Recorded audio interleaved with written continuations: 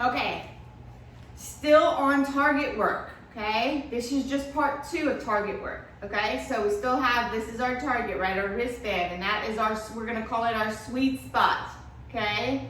Sweet spot here, wherever, it's all the same. You're trying to engage your sweet spot, okay? Which is also pressing into here. Now, I have this cool spine corrector from, it's a Pilates equipment, but we're gonna talk about different ways you can imitate this, but I wanna show you how, just to demonstrate and kind of talk you through this, because you're just gonna try to have to grasp the concept. You might not get it right away. Okay, this blue stretchy band is going to represent our spine. Okay, I'm gonna be here eventually. So typically when somebody tells you to sit up tall, you sit up tall from your sit bones, those 2 little bones, and you sit up tall and you lift out of your lower back, right? Okay, but now I'm gonna ask you to sit tall from your sweet spot, okay? If we have a door and a door hinge, most of the pressure at the door happens at the hinge. That's where the work and the pressure is, okay? So we're gonna take this hinge idea and build upon it, okay? Wherever the bend is the hinge, and that's where the work is, okay? So we want to make sure we're hinging in the proper area and putting the work where we want it to be. Okay, so this is our spine. We're gonna be trying to sit up tall over a curved surface. Firm is best. I don't know how you're gonna replicate it, but this is super cool if you can figure out how to replicate it if you don't have a spine corrector. Okay, so we're sitting tall from our sweet spot. So our actual sit bones are kind of angled down this way, okay? So we're sitting tall from our sweet spot. And we're trying to create a hinge wherever we are, okay? So our belly is pulling in, just like we did on the floor in part 1. So belly is pulling back. Okay, now we're not just gonna lean back and go back into our like sit-up thing, okay? We're gonna take ourselves back. So we're gonna pull our belly in the front to push our spine back down in the back, okay? We're gonna pull our belly in to push our spine down. We're gonna pull our belly in to push our spine down, all the while trying to keep our body as much vertical as possible. Now, I know we can't make a right angle at our spine, right? We don't bend that much, but we're trying to, okay? And then you're just gonna take yourself back 1 vertebrae at a time, and only go back as much as you can where you're putting your back down. You don't get to put your head back if you don't get your back back, okay? Now, let me show you with the body, okay? So here's my sweet spot. I'm going to push it into the barrel here. My hands can start here, okay? But I'm trying to sit up tall from my sweet spot. I'm gonna pull my belly in to push down right above my sweet spot. I'm not going to lean back like so to push my spot in, okay? I'm trying to keep my body vertical over my spot. So I try to create this 90-degree turn. So we hinge, we door hinge right here, so that's where the work is. So I'm gonna pull my belly in to push my spot above my sweet spot down. And then I'm gonna pull my belly in to push the next vertebrae down. And then I'm gonna pull my belly in to push the next vertebrae down. Pull my belly in to push the next vertebrae down. I'm gonna pull my belly in and push the next vertebrae down. Pull my belly in to push the next vertebrae down. Keep your hand, you can move your hands behind your head so your head starts to have support.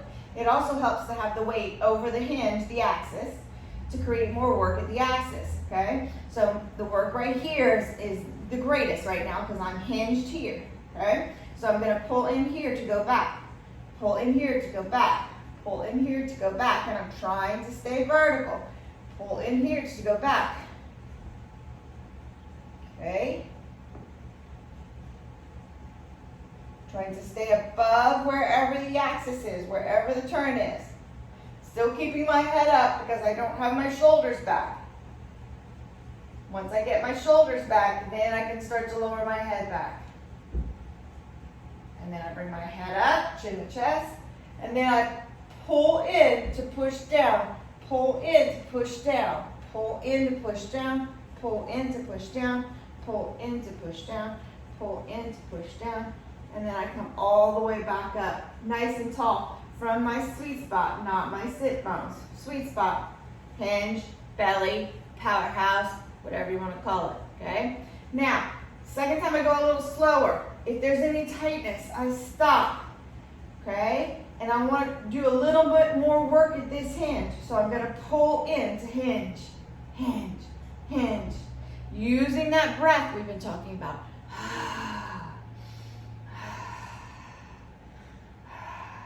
And then I continue to go back.